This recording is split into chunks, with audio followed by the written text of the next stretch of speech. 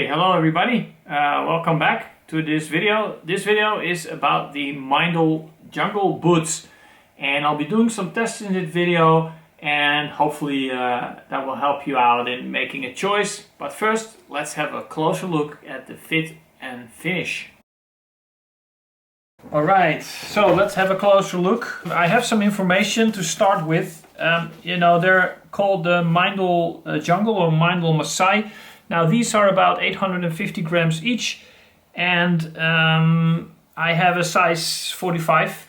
I believe that is around 10 in US. I'm not sure, but relatively big, so that makes them a little bit heavier, obviously. Now let's have a closer look at the boot. You can see that it has an outer sole. That is the Vibram sole, and this is the multi-grip sole. Now you can already see a few differences with the Vibram soles from other shoes. That the brand here normally is yellow. In this case, of course, they made it black, or what is it, green, because of the military issue that this is. It doesn't have to stick out, of course. And the sole is made out of a rubber outsole and a EVA midsole. And EVA is sort of like a plastic material that is made to look like rubber, and it's a little bit softer than the outer sole, and it has it's lighter, it's more lightweight, so it reduces the weight of the shoe and gives you a little bit more comfort. Now the leather is all smooth leather, and it has all kinds of mesh in between, obviously, because they're jungle boots. They have to breathe and they have to let the water out. And here you see on the instep 2 drain holes, and on the outside also 2 drain holes. And that is kind of like unique. Other jungle boots only have 2 drain holes on the instep. And now I've never been in the real jungle. Yeah, once, but I didn't go through any rivers and stuff like that. But in reality, of course, you get dirt and mud in your shoe, and these holes, they clog up. They get blocked by all kinds of debris, and I've read people saying that they actually punctured them with a knife to open them up so that they would drain again. But that invites, of course, all kinds of small animals and other stuff into your shoe, and that is, of course, something you want to prevent. But, in reality, your shoes will get dirty, and there will get fungus and all kinds of animals and stuff eating at your shoe. These draining holes are really useful as long as they work. These shoes look a lot like the Meindl Desert. They have the same sort of layout with the mesh. It's basically the same shoe with a few minor details. But basically they used an existing model and they just made it a jungle version, adding some holes and changing a little bit of the shoe. The sole, for instance, and the liner. Now it's lined all the way through. I think that's hard to see on the video, but it has a sort of liner, very thin. It's lined with a black material, and it's a little bit cushioned, really soft, but it's there all the way through the whole shoe. That makes them instant comfortable. And to my surprise, then with the drying time, it doesn't really affect the dry time at all. It's the same as other jungle boots that have no liner. So the lining doesn't absorb much water, or at least don't retain it for a long time. Now the laces are just, I think, sort of like normal laces. I don't know if they're treated. I think in the real jungle they would get, I don't know, they would wear out quickly, I think. Because they're not made of sort of like a nylon, hard nylon, or something else that is robust to the weather and the climate and stuff. And it's no speed lacing whatsoever. You really have to cinch this down one by one, all the way to the top. Now the difference with normal shoes, of course, is that these are closed loops at the top and not open hooks like the civilian boots. So that takes a while to get done. At the heel, also really nice, is of course the part here where they opened up the leather and they put some softer material in. at the heel, so when you walk you actually have a little bit more flexibility here. And another thing, at the nose it really curves up and it has a really nice spacious toe box, so you really have some comfort there, and you don't have to flex the shoe all that much because of that curving. By the time you get to a point where you have to bend the leather actually, or the shoe, you're already halfway on your step, so that makes it really comfortable as well. The leather is relatively smooth, it's a little bit stiff, it has a pretty strong resistance to torsion and flexing. I mean, you really have to work to get some movement there, but that makes it a really sturdy shoe altogether. It gives you a lot of support, even though there is a lot of cordura and other stuff in the shoe. So the leather still gives you, provides you some comfort. The stitching, now most of it is double stitched, but here you can see a triple stitch. At this part, this is all double stitched, and I've owned several Meindl shoes, and as far as I can tell, it never got loose, so I think the quality is there. On the other side, the same, the triple stitching, the double stitching, the drain holes with the mesh, with the steel, sort of like a grid, yeah. The sole, now we'll see how that performs with the mud sticking, or actually the leaves and the mud sticking when I go and test them. Yeah, alright, so these are, as far as I can tell, the most comfortable jungle boots that I have worn in a while.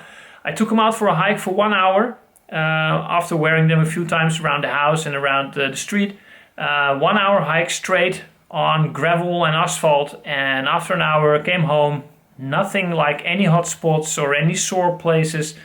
Everything was fine. They really wear like comfortable boots. You put them on and they're good to go, and they get better over time. Yeah, these are the soles that came with these shoes. Now I don't know if these are the original ones.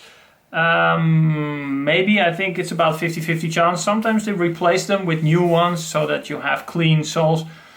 So these are the soles that I had, and they are called Air Active, so probably they're very breathable. They're made of that same EVA material, which is that sort of like plastic compound that is made to look like rubber. So it gives you a little bit of cushioning, and it's lined with some sort of, I don't know, yeah, maybe it's cotton, maybe it's something else, but that makes it look a little bit better. But the thing is that these things, either they really don't dry.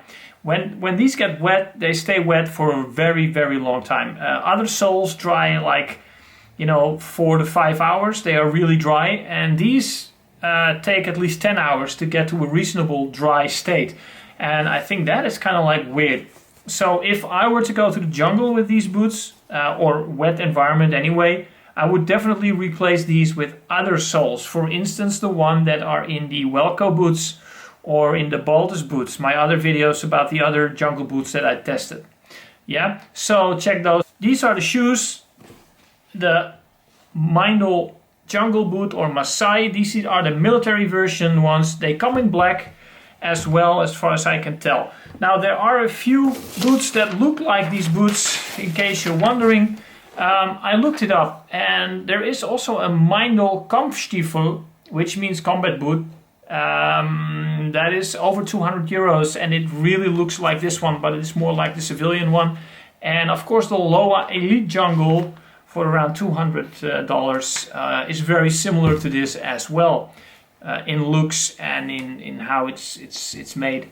Yeah, so check those out if you're interested. Let's have a look at the tests and see how these perform.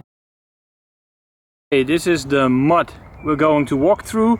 As you can see, a lot of leaves and a lot of branches, almost like a real jungle, I hope. So let's see. Okay, the mud sticking test with the Meindl jungle boots with the soles. Let's see how fast the speed lacing is, and then go through the mud. Oh ja, deze zijn echt lastig. Yeah.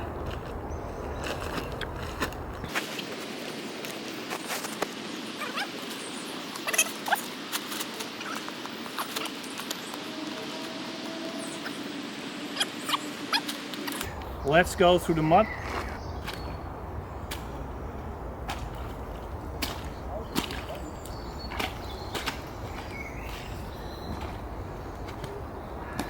Alright, let's see.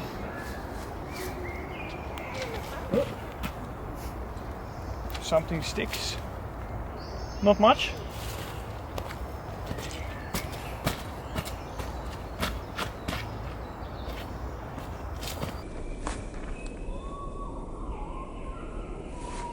Okay.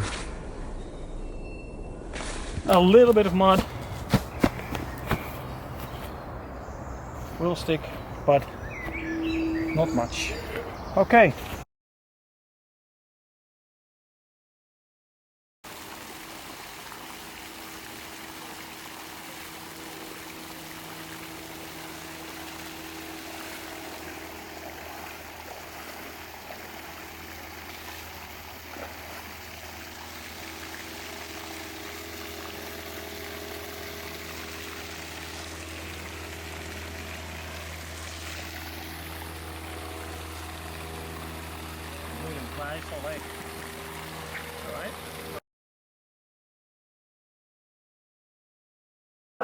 The question, of course, is how quickly will they dry to a reasonable state that you can put them on with dry socks and be good to go. So we'll just see how long that actually takes. Is that a few hours or maybe all night? I don't know. So we'll just see what happens. I'll put a bucket on it just to keep them underwater, to keep it fair.